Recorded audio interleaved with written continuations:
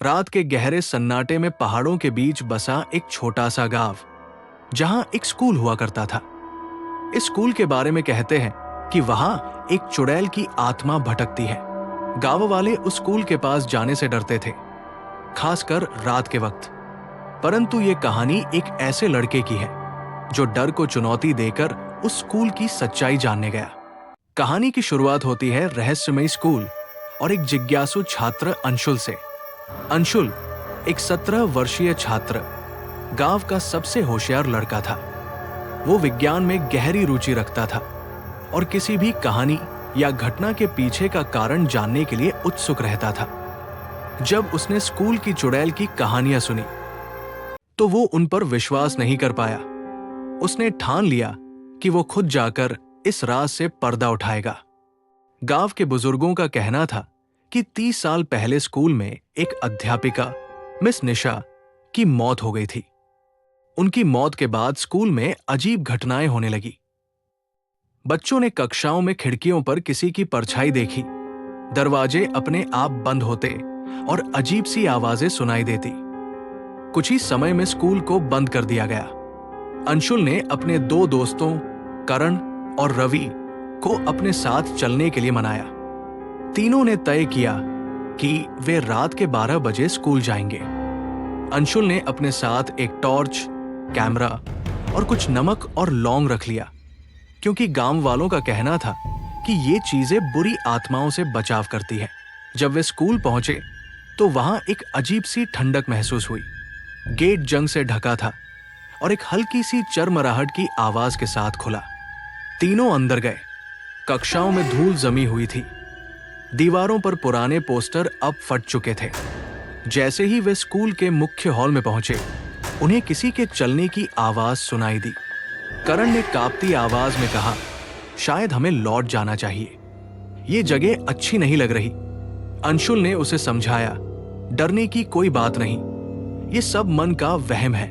जैसे ही उन्होंने हॉल पार किया, एक पुरानी घंटी अपने आप बज उठी। रवि डर से चीख पड़ा, ये कैसे हुआ? अंशुल ने कहा, शायद हवा का असर होगा। लेकिन उसकी आवाज में भी थोड़ा डर झलक रहा था। उन्हें लगा कि कोई उनकी हर हरकत को देख रहा है।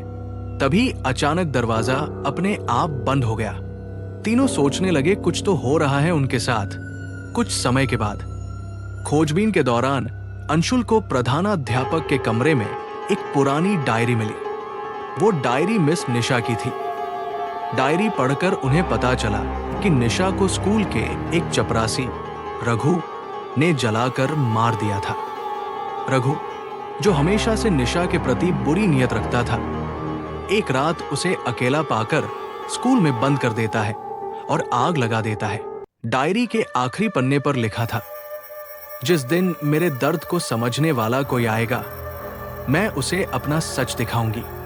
डायरी पढ़ते ही कमरे में तेज हवा चलने लगी। एक परछाई अचानक उनके सामने प्रकट हुई। ये मिस निशा की आत्मा थी। वो लाल साड़ी में लिपटी, बिखरे बालों और जलती आंखों के साथ दिखाई दी। रवि और करण घबराकर भागने लगे, लेकिन अंशुल खड़ा रहा।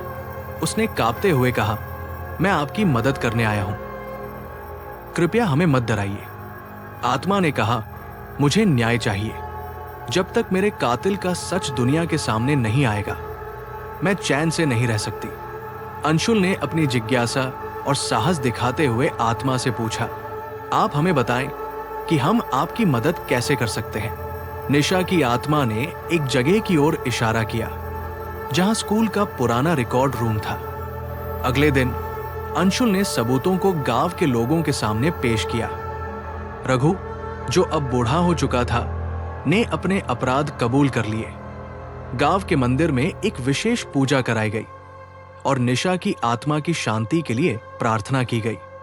जब पूजा समाप्त हुई, अंशुल ने महसूस किया कि उसके हाथ में एक लाल गुलाब है। ये गुलाब निशा की आत्मा ने उसे दिया था, अपने आभार के प्रतीक के रूप में। गांव का स्कूल फिर से खोल दिया गया और अंशुल गांव का हीरो बन गया। कहानी का संदेश, भूत प्रेत की कहानियों के पीछे अक्सर दर्दनाक सच्चाई होती है। हमें साहस और समझदारी से उनका सामना करना चाहिए। लेकिन कहानी यही खत्म नहीं होती। अंशुल ने महसूस किया कि निशा के साथ कुछ और आत्माएं भी थी, जो अब भी उस स्कूल के आसपास भटक रही थी। उनकी कहानियां क्या है, जानने के लिए देखते रहिए